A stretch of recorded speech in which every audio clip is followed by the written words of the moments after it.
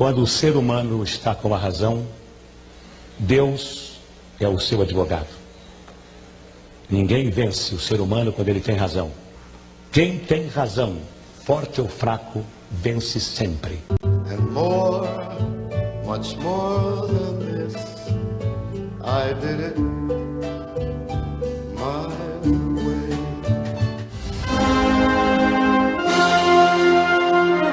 A voz do Brasil.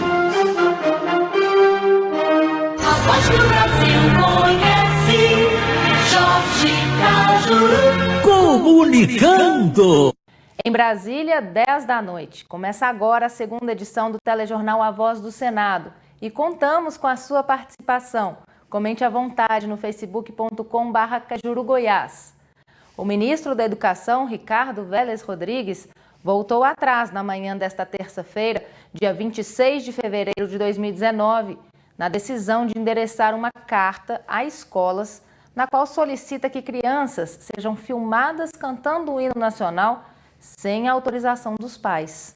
Uma nova versão da carta do MEC será enviada a escolas de todo o país, após o pedido de desculpas do ministro da Educação, que afirmou: "Percebi o erro, tirei essa frase, tirei a parte correspondente a filmar crianças sem a autorização dos pais. Evidentemente, se alguma coisa for publicada, será dentro da lei, com a autorização dos pais." E o senador Cajuru nunca deixa de dar crédito a quem merece. Em suas citações, enriquece os debates no plenário. Hoje, por exemplo, ele citou a grande Clarice Lispector. A vida aqui a gente precisa ser um Garrincha, né? Sabatina com o presidente do Banco Central, desde 9h30 da manhã. Saí de lá agora, sou diabético, presidente Reis. Somos, né? Somos, né? Aí vem, você come, Cris que chama, né? Desse tamaninho, parece uma bala, e vem correndo para começar o plenário. Por quê? Porque a gente respeita tudo. Aí o presidente Davi nos chama lá agora para uma reunião com os líderes de bancada. Aí voltamos para plenário, enfim. Eu vou usar uma frase aqui, tem paixão até hoje, embora ela falecida, por Clarice Lispector. Ela dizia o seguinte: eu sei exatamente o meu tamanho, nem para menos, nem para mais. Exatamente o meu tamanho, nem para menos, nem para mais. Então, ora as bolas, se discutir em parte da imprensa, que eu tanto respeito, eu não tenho nenhuma dificuldade de subir a essa tribuna para discutir a reforma da Previdência, pontuando os seus pontos gritantes e até revoltantes em relação ao trabalhador brasileiro, a pessoas idosas, idosos, mas também enaltecendo os pontos bons dela, reforma da Previdência. Eu não sou ignorante, embora a ignorância seja a maior multinacional do mundo.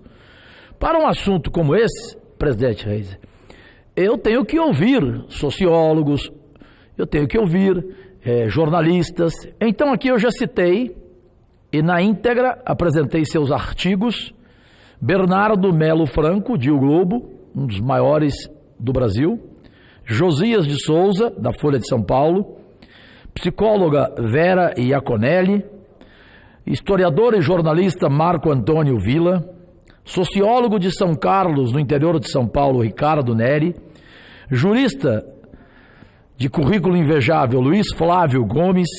Então, por que ontem, quando subi a esta casa para apresentar um pensamento sobre a reforma da Previdência, para mim, brilhante, cirúrgico, por que eu deixaria de citar o nome de uma professora de Direitos Previdenciários de Franca, no interior de São Paulo, Júlia Lenze Silva, que eu peço, presidente, humildemente, que se registre nos anais dessa casa o nome dela, Júlia Lenze Silva, porque eu assim fiz ontem.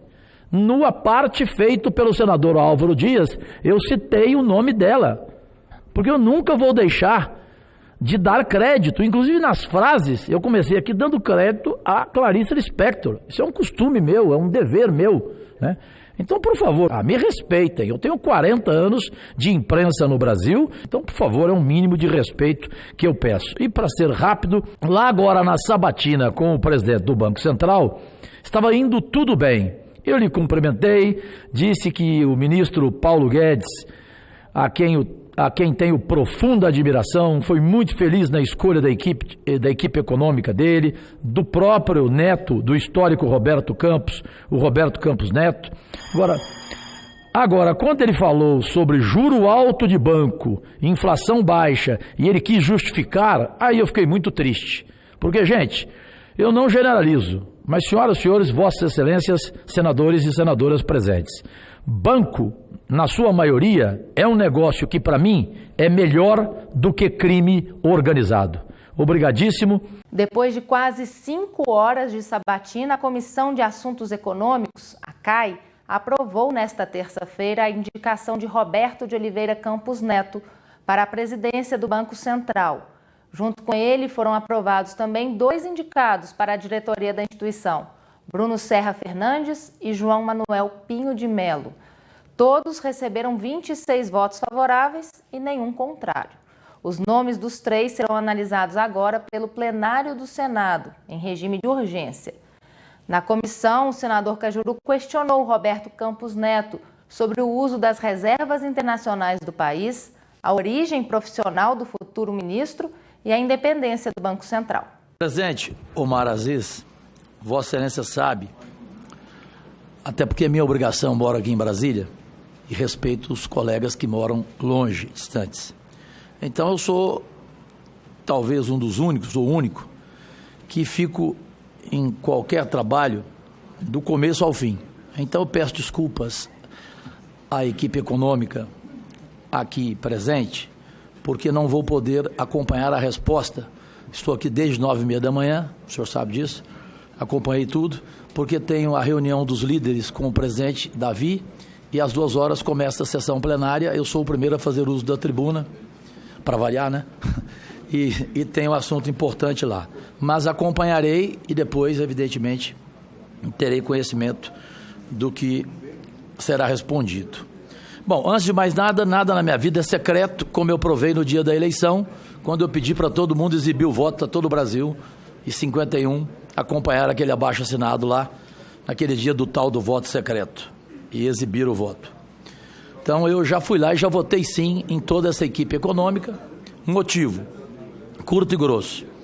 Entre erros e acertos, o presidente Bolsonaro, o seu maior acerto foi na escolha, e aí temos que saber dar crédito, ao ministro Paulo Guedes. Não por ter amizade familiar comigo, por respeito a ele, pelo preparo dele, pela honradez intocável e irretocável dele. Enfim, um homem que soube, como João Saldanha nos bons tempos, em 70, escalar uma seleção, na minha opinião, de ministros e de pessoas qualificadas em todos os segmentos. Então, o mérito para mim é todo do ministro Paulo Guedes, ao escolher cada um dos senhores e da senhora aqui. Bom, todos aqui tiveram a oportunidade em seus gabinetes de conversarem e receberem o presidente do Banco Central, Roberto Campos Neto. No meu caso, o senhor deve estar lembrado que eu praticamente fiz uma sabatina ao senhor. Então, a sabatina que eu tinha que fazer ao senhor, eu fiz lá, né? E fiquei contente, ao Bruno, enfim, a todos lá. Tanto que depois da longa sabatina nossa sobre a questão econômica do país, depois eu até lhe ofereci um stand-up comedy, né? Que o senhor falou que seria inesquecível aquela audiência, né? Tomara que também seja inesquecível o mandato dos senhores da equipe econômica no Banco Central, eu tenho certeza. Vossa Excelência sabe, eu sou um dos poucos aqui, por ser jornalista, eu convivi com o seu avô, Roberto Campos, entre 1994 e 1999, nas redações dos maiores jornais do país. Tive o privilégio de ser amigo dele, no caso seu avô, e de ser um concorrente dele, humilde em frases, porque ele para mim foi o maior frasista desse país. Eu perdia de 100-1 para ele, né? Evidente. Mas ele gostava de ouvir algumas minhas e eu anotava todas dele. Eu queria que o senhor permitisse aqui 2 para o trabalho dos senhores e da senhora. Dizia ele: o único pecado que a política não perdoa é dizer a verdade antes do tempo. Lembra dessa? A outra dele, essas duas frases cabem neste momento do governo Bolsonaro. A outra era a seguinte: a diferença entre a inteligência e a estupidez é que a inteligência é limitada. Lembra também dessa? Eu tenho todas dele, todas. Eu queria colocar aqui 2 questionamentos apenas, para não ser longo.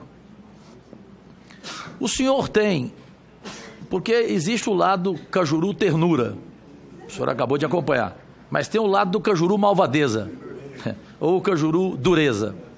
Então eu vou aqui, baseando-me naqueles que não aprovam Vossa Excelência como presidente do Banco Central, e é uma minoria, confesso, pelas minhas 30 redes sociais, eu vou resumir aqui um questionamento. O senhor tem uma longa carreira profissional como executivo em bancos brasileiros, o que trará conhecimento e experiência importantes para o exercício da relevante e nobre função de presidente do Banco Central. Entretanto, a atuação como regulador e supervisor das instituições financeiras em que o senhor trabalhou pode implicar conflitos de interesse, dado que muitas das decisões a serem tomadas vão afetar diretamente os resultados financeiros daquelas instituições?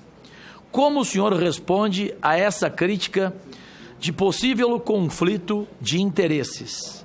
Por fim, em relação à gestão de abismais reservas cambiais brasileiras, como o senhor enxerga as seguintes propostas? A primeira: vender parte das reservas e utilizar os recursos para reduzir o volume de dívida interna, principalmente as operações compromissadas caracterizadas pelos curtíssimos prazos de vencimento.